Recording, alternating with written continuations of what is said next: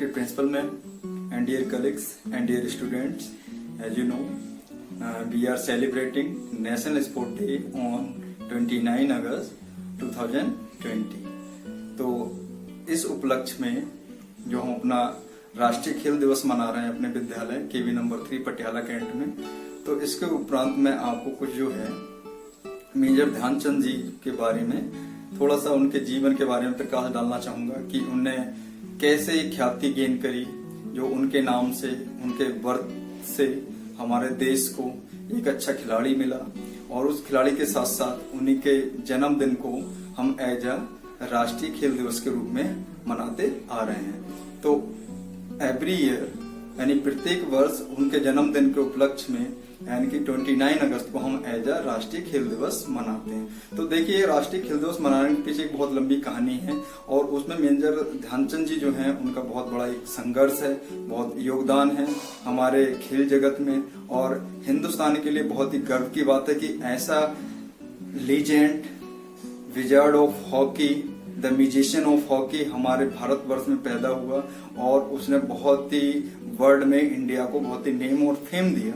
तो आइए मैं उनके बारे में आपको कुछ थोड़ा बताना चाहता हूँ। मेजर ध्यानचंद जी जो है 29 अगस्त 1905 में इलाहाबाद में उनका जन्म हुआ, जो अब प्रयागराज है। तो इलाहाबाद जो है वो यूपी का एक शहर है जिसे अब प्रयागराज के नाम से जाना जाता है। वहां उनका जो है जन्म हुआ और जन्म से ही वो क्या है, वो बहुत ही शौकीन थे, खेलने के बहुत ही शौकीन थे और बचपन से ही बहुत ज्यादा मेहनत करते थे। और खेलते खेलते वो क्या हुआ कि उनका जब वो कोई बच्चा खेलता है तो उसका फिजिक जो होता है, उसका जो बॉडी स्ट्रक्चर होता है बहुत ज्यादा स्ट्रांग होता है, फिजिकली बहुत ज्यादा फिट होता है। ऐसे करके उनने क्या हुआ, सबसे पहले उनका जो कदम था, उनने अपने गांव से, एक छोटे गांव के मध्य परिवार के रहने वाले थे, और वहां से उनने अपना जो है संघर्ष स्टार्ट किया और धीरे धीरे संघर्ष को बढ़ाते हुए उनने पहले अपने डिस्ट्रिक्ट के लिए, फिर अपने राज्य के लिए, और फिर उसके बाद धीरे धीरे वो क्या हुए, सेना में भर्ती हो गए। सेना में एज वो कांस्टेबल थे, जैसे हम बोलते हैं, सिपाही के पद पे उन्हें क्या हुआ, पोस्टेड हुए। वो पंजाब रेजिमेंट में उनका अपॉइंटमेंट हुआ और पंजाब रेजिमेंट की टीम से या पंजाब रेजिमेंट की तरफ से वो हॉकी को खेला करते थे। जब हमारी टीम, उस समय की बात है जब हमारा देश जो था आजाद नहीं हुआ था, और उस समय गेम्स को मैक्सिमम जो गेम खेले जाते थे तो वो ब्रिटिश जो लोग थे, जो ब्रिटेन के लोग थे, उनके थ्रू होते थे, और जो भी हमारे देश में यानी कि हम लोग गुलाम थे। तो उस समय गेम हमारे यहाँ इतना ज्यादा फेमस नहीं था, लेकिन जो ब्रिटिश लोग आए थे उन्हीं की वजह से गेम भी हमारे इंडिया में बहुत ज्यादा पॉपुलर हुआ और उसे एक नई दिशा मिली। तो सबसे पहले जो यानी कि अनऑफिशियली, हम कहें अनऑफिशियली, जो इंडिया की टीम थी, तो ओलंपिक में सबसे पहले उसने 1920 में पार्टिसिपेट किया। 1920 में पार्टिसिपेट किया, उसके बाद 1924 में उन्होंने जो है पार्टिसिपेट किया। लेकिन वो क्या हुआ, कोई एक अपने खर्चे से वो लोग गए थे, बैंक से लोन लेके ये लोग गए थे, लेकिन इन्हें किसी सरकार ने नहीं भेजा था। एक वैसे ही कुछ लोगों ने जो है प्रयास किया, उनके वजह से क्या, अनऑफिशियल मतलब अनाधिकारिक तौर पे ये लोग जो है पार्टिसिपेट करने गए। लेकिन आधिकारिक तौर पे हिंदुस्तान की टीम जो पार्टिसिपेट की वो 1928 ओलंपिक में पार्टिसिपेट किया। जब 1928 में जब पार्टिसिपेट किया तो उस समय भी मेजर ध्यानचंद उस टीम का हिस्सा थे, यानी मेजर ध्यानचंद को भी एज एक टीममेट वहां खेलने का मौका मिला। जब मेजर ध्यानचंद जी अब खेलने के लिए वहां गए और वहां मैच हुए तो सारे फॉर्मेट, जो जितने भी टोटल मैच हुए थे, सारे इंडिया ने जीते थे और उसमें मेजर ध्यानचंद जी का रोल बहुत ज्यादा था। मेजर ध्यानचंद जी ने 34 गोल्स अकेले किए थे आउट ऑफ 76 जो है गोल में, यानी कि 76 गोल में से 34 गोल अकेले मेजर ध्यानचंद जी के थे। टोटल 11 मैच हुए थे 1928 ओलंपिक्स में जो फाइनल तक, और उसमें क्या हुआ था, मेजर ध्यानचंद जी बहुत ज्यादा फेमस हो गए थे और ये सिलसिला इस तरह से उनका संघर्ष चलता रहा।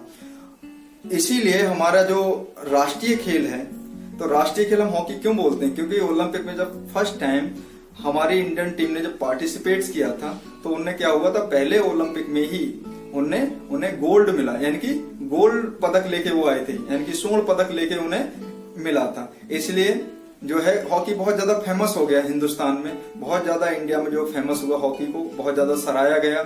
और उसके बाद नेक्स्ट ओलंपिक यानी कि जो हमारा हुआ था 1932 में, 1932 में जो ओलंपिक हुआ था उसमें भी मेजर ध्यानचंद जी जो थे वो भी एज एक टीममेट थे और वो खेलने के लिए गए थे। उसमें भी एक क्या हुआ कि इंडिया ने फिर से सेकेंड टाइम भी गोल्ड मेडल गेन किया, यानी कि फर्स्ट रैंक गेन करी ऑल ओवर द वर्ल्ड। और उसमें मेजर ध्यानचंद जी ने बहुत ज्यादा उसमें भी उन्होंने गोल करे थे, यानी कि देखा जाए ओवरऑल तो 50% से ज्यादा जो गोल रहते थे वो मेजर ध्यानचंद जी के खाते में आते थे। बाकी ओवरऑल जितने प्लेयर करते थे टोटल गोल्स तो और मेजर ध्यानचंद जी अकेले उतना स्कोर करते थे। तो ये जो था सेकंड टाइम भी जो है गोल्ड मेडल अचीव किया। अब बात होती है कि इनको जो है मेजर की उपाधि और magician of hockey, wizard of hockey कैसे नवाजा गया, कैसे इनको दिया गया, तो आइए मैं उस पर थोड़ा सा प्रकाश आपको डालता हूँ। देखिए सबसे जो बहुत ज्यादा फेमस है, हम कहें बहुत ज्यादा यादगार जो ओलंपिक था वो 1936 था, वर्निल ओलंपिक। वो जर्मनी में जो है कंडक्टेड हुआ था, ऑर्गेनाइज जर्मनी ने कराया था उसे।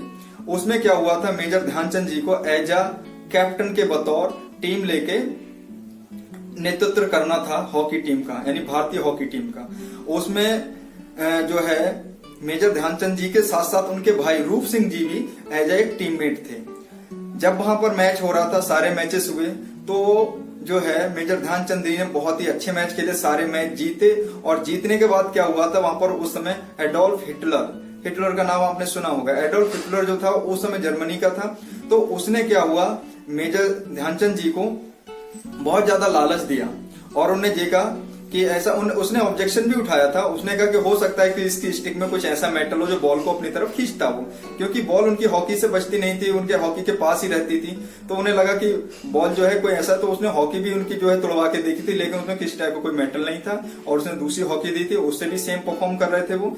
और इसलिए क्या हुआ था, ये सब होने के बाद जब फाइनल में इंडिया जीता और जीतने के बाद क्या हुआ था, हिटलर नाराज हो गया था। और हिटलर नाराज होने के बाद उसने मेडल भी नहीं पहनाया इन लोगों को। और उसने मेजर ध्यानचंद जी को क्या हुआ, बुलाया और उन्हें बहुत लालच दिया कि आप मेरे देश से खेलो, आप मेरे देश में आ जाइए और मैं आपको, आप एक कांस्टेबल की तरह आप रह रहे हैं हिंदुस्तान में, वहां से एज आप एक सिपाही हो, और मैं आपको अपनी सेना में एज एक मेजर का पद दूंगा और एक सम्मानित पद दूंगा, आपका सारा खर्चा जो भी है आपकी फैमिली का।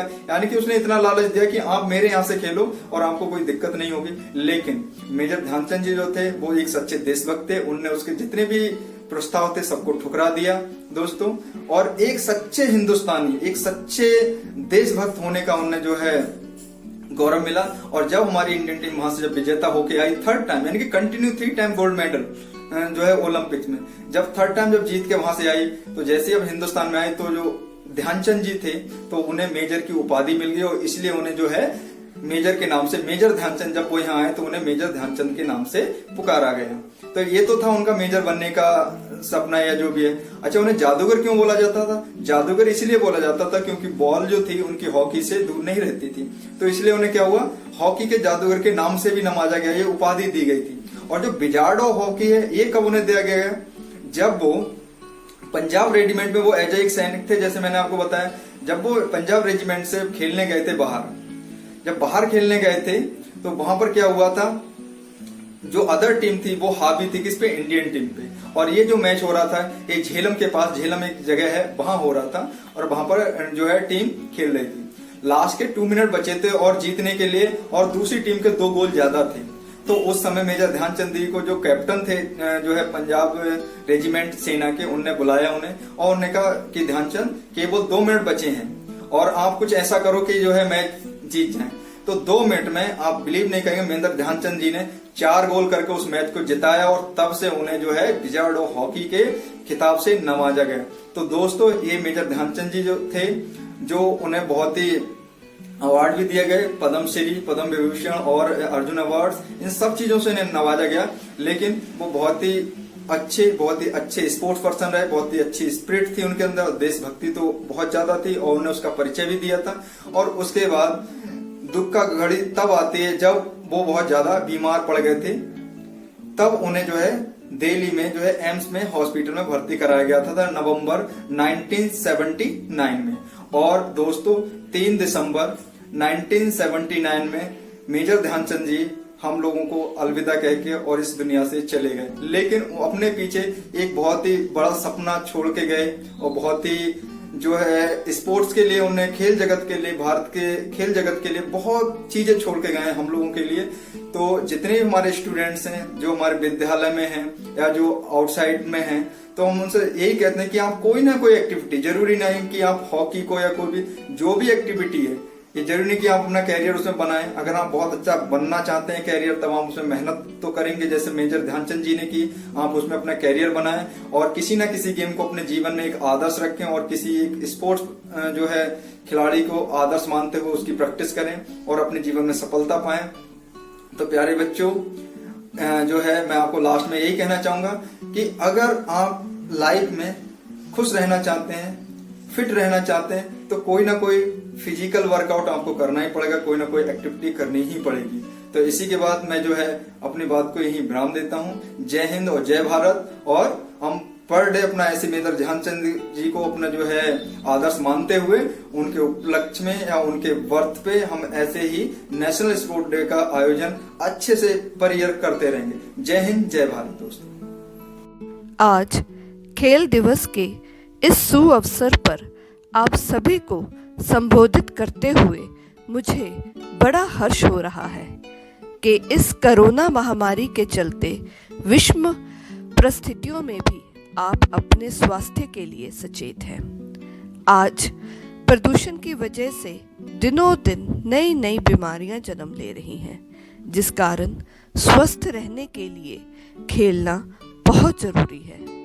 स्वामी विवेकानंद ने भी देश के नवयुवकों को संबोधित करते हुए कहा था कि तुम बलवान बनो, धर्म तुम्हारे पीछे आ जाएगा। गीता के अभ्यास की बजाय तुम खेल के माध्यम से स्वर्ग ज्यादा निकट पहुंच जाओगे।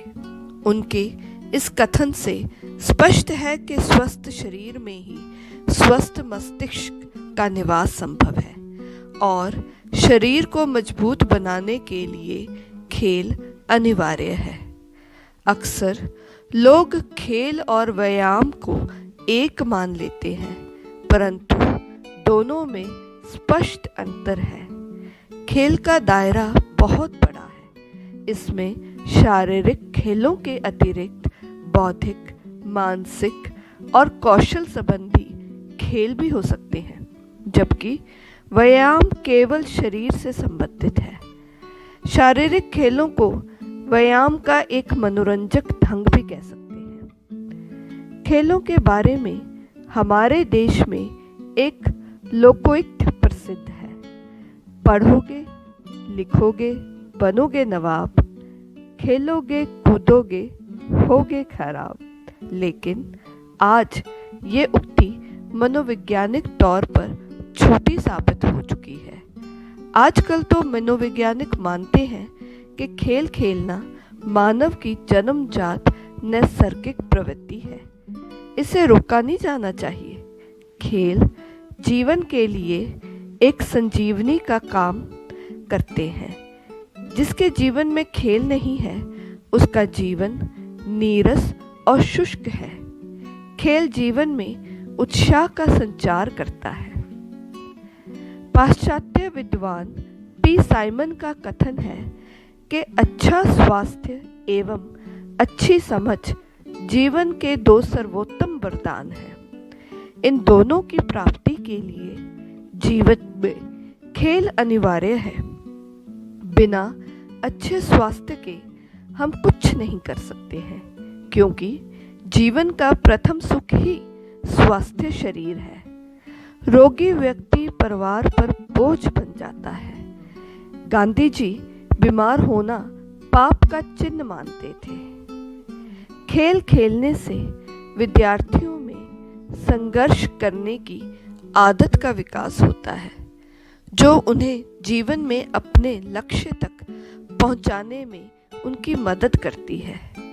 खेल विद्यार्थियों में अनुशासन, पारस्परिक सहयोग, आज्ञाकारिता, साहस, विश्वास और औचित्य की शिक्षा को बढ़ावा देता है।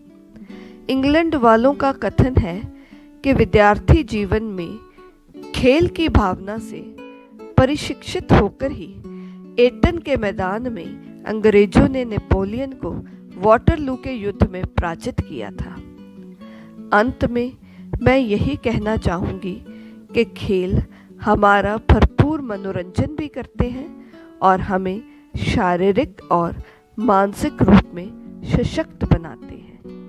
जय हिंद, जय Bharat. Hello everyone, I am Sushil Sharma and today I am going to speak on the topic fitness and wellness through sports.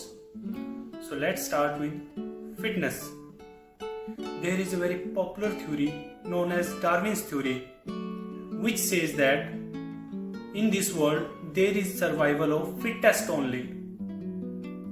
And to be fit, you should be healthy. Now we'll talk about wellness. Wellness of human being and all creatures. Once again I'm going to quote a very popular saying, a sound mind lives in a sound body. And from here it is clear that if we will be healthy, only then we can think about wellness of others. Now we'll talk about sports. Guys, we have several means to be fit. For example, walking, jogging, yoga, pranayam, going to gym, etc.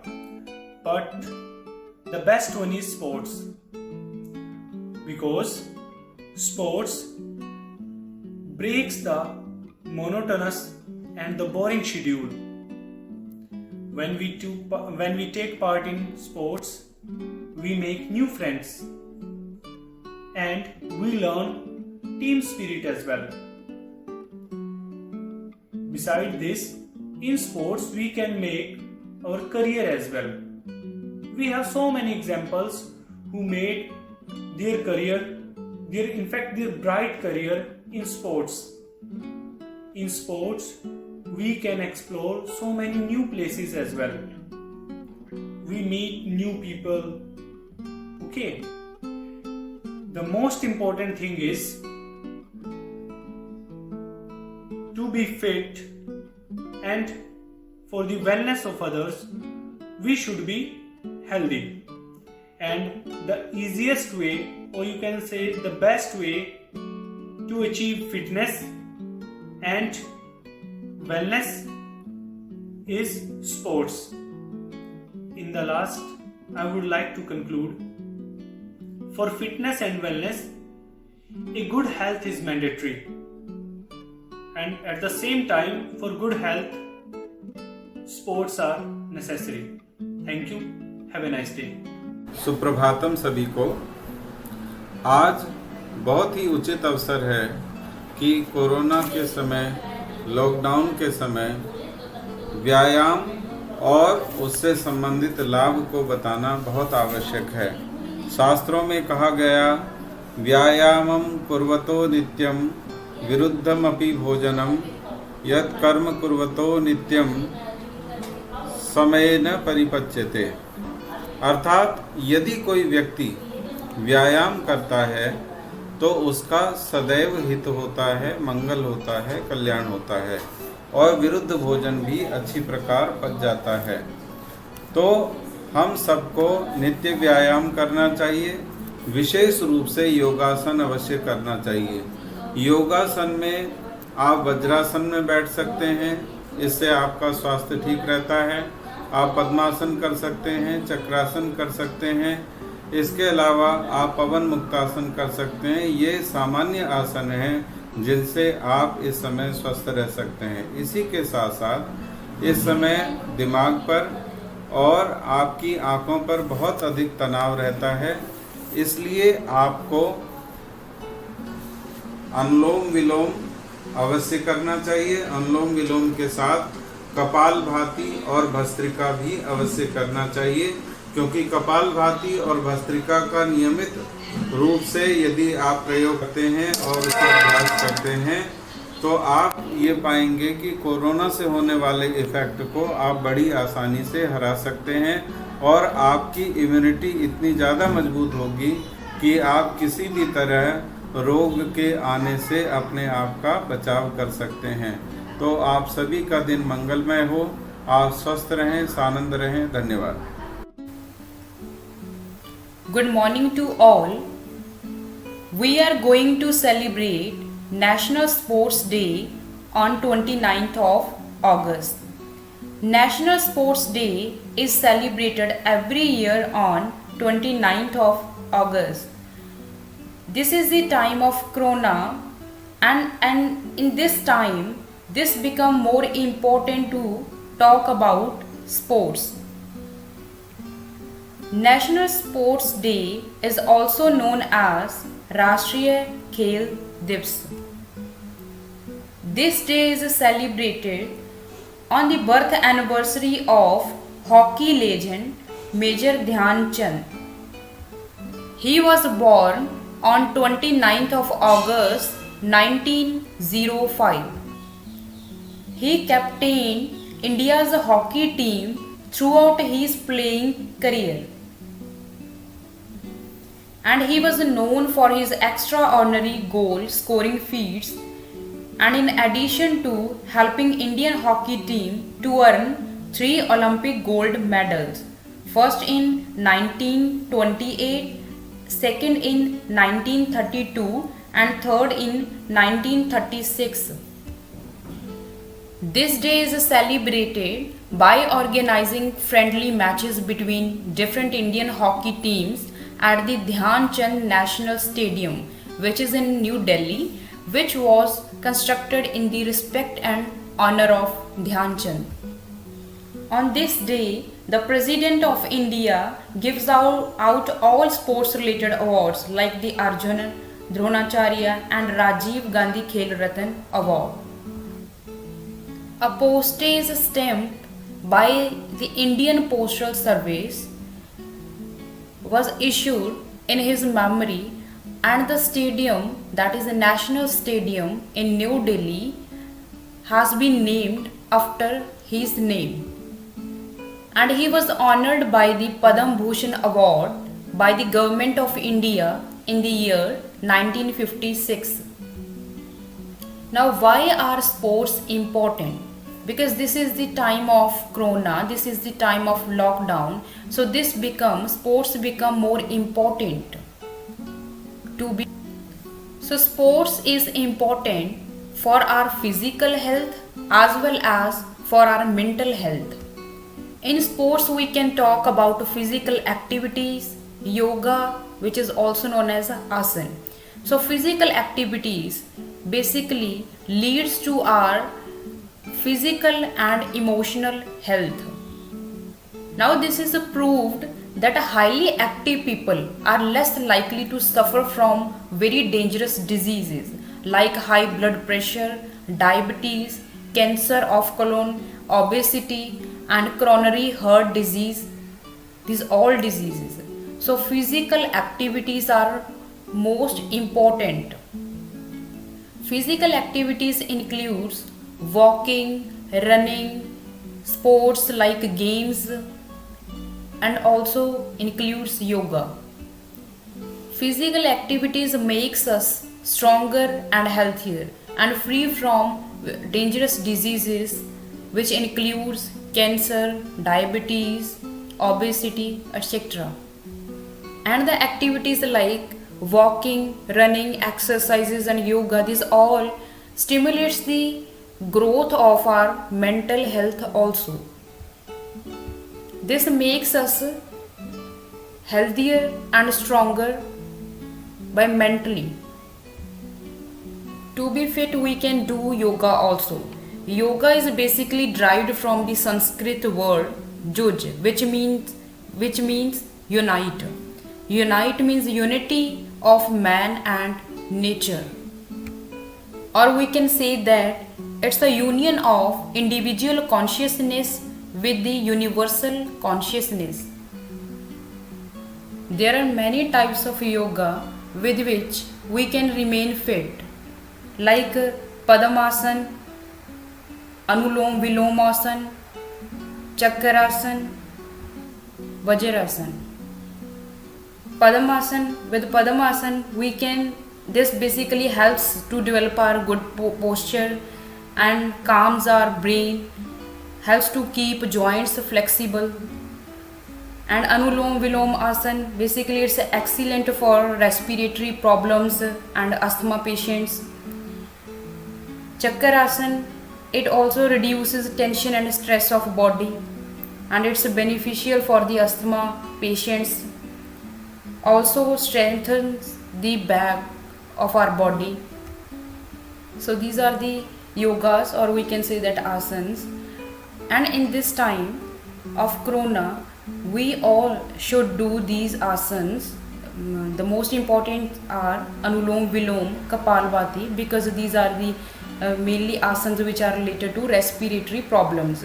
So we all should do this so that we can remain safe from coronavirus. Thank you. Morning to one and all present over here. I am Aditya Raj, standing in front of you to express my views on the topic fitness at home. To understand this topic, first we need to understand the meaning of fitness. Basically, there are three types of fitnesses. The first one is physical fitness, the second one is mental fitness, and the third one is social fitness. Now, if I talk about physical fitness, then that is totally belong to the physique of a person. If I talk about mental fitness, then that is belong to the mental condition of a person. If a person is depressed or a person is stressed, then he or she is not mentally fit. Now, if I talk about social fitness, then that is belong to the social life of a person. The second part of this is sports. Sports plays a very vital and important role in our life. Anyone can start playing sport at any age. Sports are very good. Even when we play sports, we increase our social, our mental and our physical fitness. Now, coming to the era, like this is the era of COVID-19. Everyone is facing this problem due to this pandemic. Everyone is trapped in their homes. So there are so much problems, but one of the very big problem is fitness. So if you want to be fit in this lockdown, then you need to do exercises on regular basis in your home. You can do yoga, you can do exercises, breathing exercises, you can go for a walk, even for a jog, and you can also do some exercises in your home. You can help your mother in kitchen. That will also increase your social and mental abilities.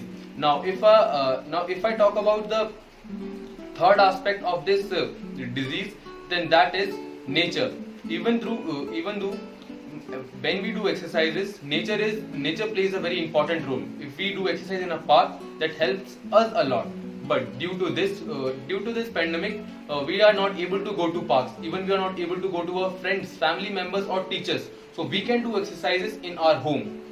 Now at the last, I just want to say that if you want to be fit, if you want to stay fit in your life in this COVID-19 pandemic, then you can do exercises in your home, in your school, in your home, and you can go for a jog, you can do exercises. At last, I just want to say that stay home, stay safe.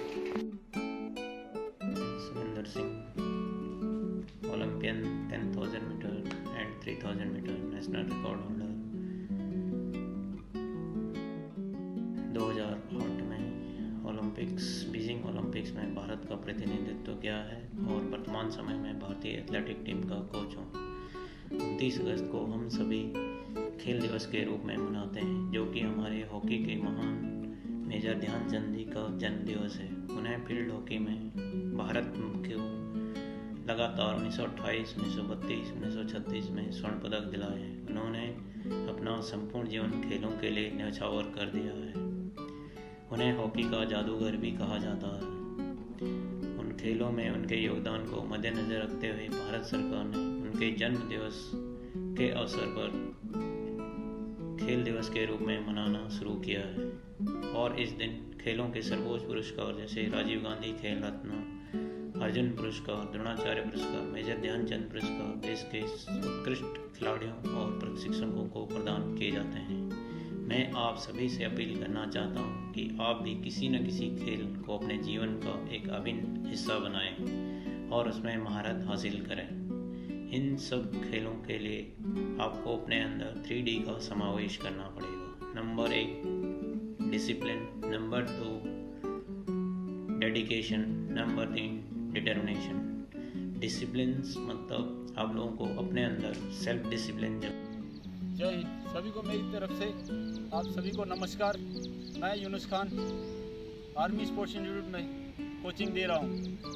मैं national gold medalist and South Asian Games silver medalist, Asian Games participates and World Military Games Brazil participates. आप सभी को ऐसी बता रहा हूँ, एक sports हर एक जीवन में हर एक कोई ना स्पोर्ट्स करना चाहिए। स्पोर्ट्स लाइफ में बहुत ही महत्व रखता है। इस प्रकार से 29 अगस्त 1904 में मेजर ध्यानचंद सिंह का जन्म हुआ, जो आज खेल दिवस के रूप में हम मनाते हैं। मेजर ध्यानचंद सिंह को हम हॉकी के जादूगर के नाम से भी जानते हैं, जिन्होंने जर्मनी में ओलंपिक में अकेले ने ही पूरी टीम को गोल्ड जिताया। वहाँ के हिटलर ने उनको इनवाइट किया, बोले आप हमारी सेना में आ जाइए, जो आप बोलोगे हम वही करेंगे। बोले नहीं, मैं अपने देश के साथ गद्दारी नहीं करूँगा, और वो वापस अपने भारत आ गए। उसी प्रकार से सभी को अपने देश के प्रति ऐसा जागरूक और वफादार होना चाहिए। 29 अगस्त को हम मेजर ध्यानचंद सिंह के खेल दिवस के रूप में मनाते हैं। जय हिंद। मैं सूबेदार Kashinath Nayak, 2010 Commonwealth Games medalist, Asian Championship medalist, और मैं आज के दिन आर्मी स्पोर्ट्स इंस्टीट्यूट में एज ए कोच का ड्यूटी कर रहा हूँ। और 29 अगस्त जो मेजर ध्यानचंद जी का जन्मदिन है, और आज हम उसको खेल दिवस के तौर पर मनाया जाता है। और मेजर ध्यानचंद जी के बारे में एक दो वर्ड कहना चाहता हूँ। मेजर ध्यानचंद जी ऐसे एक महान खिलाड़ी थे जिन्हें जादूगर कहा जाता था। इन्होंने 1936 जो ओलंपिक्स में जब जर्मनी में जब हुआ था, तो उसमें गोल्ड मेडल हमारा देश को दिलाया। और उस टाइम हिटलर ने उनका गेम को देखते हुए और उन्हें अपने आर्मी में कर्नल बनाने का ऑफ़र दिया था, लेकिन उन्होंने उसको ठुकराया और हमारा देश में यही उनको फिर हमारा देश में आर्मी में इसको मेजर बनाया गया है। और इन्होंने हमारा देश को 3 बार ओलंपिक्स में मेडल दिलाया है। और आज हम उन्हीं के नाम पे जो है खेल दिवस मनाया जा रहा है। और हर एक जो स्पोर्ट्समैन है, मतलब जो भी व्यक्ति है, उसे स्पोर्ट्स करना बहुत ज़रूरी है कि हेल्थ बहुत फट कर दे यार। हर एक व्यक्ति को स्पोर्ट्स करना बहुत ज़रूरी है, क्योंकि स्पोर्ट्स करने से उसकी हेल्दी और फिटनेस बरकरार रहेगी और लंबी उम्र जीने का भी कोई इसी के साथ मैं सभी को अनुरोध करता हूँ कि 24 घंटे में कम से कम 1 घंटा आप फिटनेस पे ध्यान दिया जाए। और जय हिंद, भारत माता की।